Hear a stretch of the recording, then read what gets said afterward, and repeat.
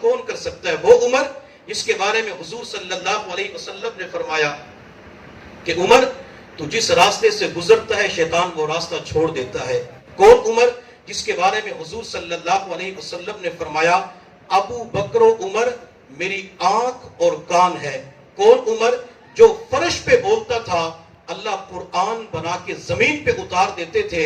قرآن کے اندر 27 مقامات ایسے ہیں عمر نے نبی علیہ السلام کو مشورہ دیا، اللہ نے وہ 27 مشورے قبول کرتے ہوئے عرش بری سے قرآن زمین کے اوپر پیغمبر پہ اتار دیا۔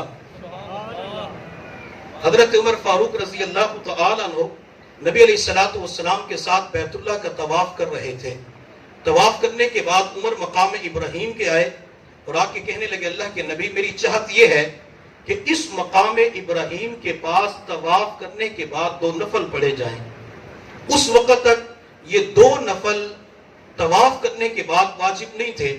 جب عمر نے اپنا مشورہ اللہ کے نبی کو دیا، اپنی رائے دی، تو میرے اللہ نے اسی وقت جبرائیل کو قرآن کی آیت دے کے دنیا کے اندر بھیجا وَاتَّخِذُوا مِن مَّقَامِ إِبْرَاهِيمَ مُصَلَّى۔ محبوب عمر کی چاہت کے اوپر ہم نے یہاں عبادت مقرر کر دی۔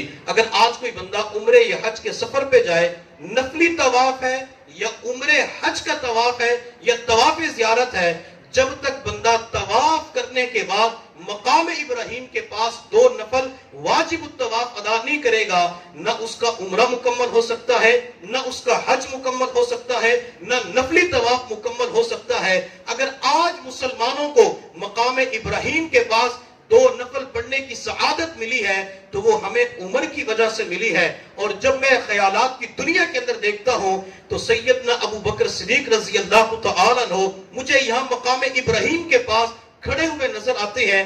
ابو بکر نے اللہ کے نبی صلی اللہ علیہ وسلم کو اپنے کندھوں کے اوپر جبل سور کے اوپر اٹھا کر غار سور کے اندر پہنچایا تھا، تو سیدنا ابو بکر صدیق نے مقام ابراہیم کے پاس کھڑے ہو کر اللہ کی بارگاہ کے اندر عرض کیا ہوگا اللہ یہ کیسا پتھر ہے، اس پتھر کے اوپر قدموں کے نشانات بھی نظر آتے ہیں۔ تو میرے اللہ نے ابو بکر کو ناز کے انداز میں فرمایا ہوگا ابو بکر یہ وہ پتھر ہے جس کے اوپر ابراہیم خلیل اللہ کے قدموں کے نشانات ہیں۔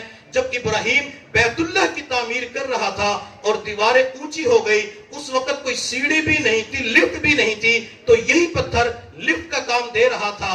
اس پتھر کے اوپر ابراہیم خلیل کے قدم لگے تو میں نے اس پتھر کو بیت اللہ کے اندر جگہ دے دی۔ حضرت ابوبکر صدیق رضی اللہ تعالیٰ عنہ نے اللہ کی بارگاہ میں عرض کیا ہوگا اللہ جس پتھر کے اوپر خلیل کے قدم لگے آپ نے بیت اللہ کے اندر جگہ دے دی، اللہ ان کندھوں کے اوپر تیرے حبیب کے قدم لگے ہوئے ہیں، اللہ ان کندھوں کے اوپر 2 جہاں کے سردار کے قدم لگے ہوئے ہیں، اللہ ان کندھوں کو جگہ کہاں ملے گی؟ تو میرے اللہ نے فرمایا ہوگا ابراہیم پتھر کے اوپر ابراہیم کے قدم لگے، میں نے بیت اللہ کے اندر جگہ دے دی، ابو بکر تیرے کندھوں کے اوپر آمینہ کے لال احمد مجتبیٰ محمد مصطفیٰ صلی اللہ علیہ وسلم کے قدم لگے ہوئے ہیں، میں قیامت تک کے لیے انہیں روزے رسول اللہ کے اندر جگہ عطا کر